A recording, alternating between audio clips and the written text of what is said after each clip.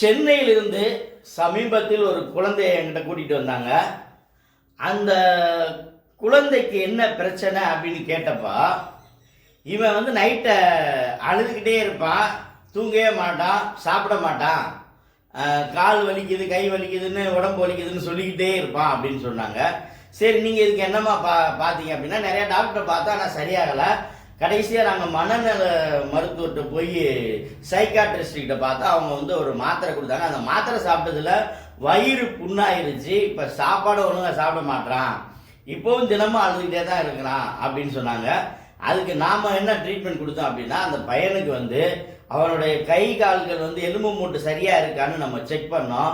கண்டிப்பாக ரொம்ப பாதிக்கப்பட்டு இருந்துச்சு. உடனே நம்மளுடைய நவீன சிகிச்சை மூலமாக ஒரு நாள் சிகிச்சையிலே அவனை சரி பண்ணிட்டோம். அதுக்கப்புறம் அவங்க என்னென்ன பிரச்சனைனா சொன்னாங்களோ அது எதுவுமே இல்லைன்ட்டாங்க.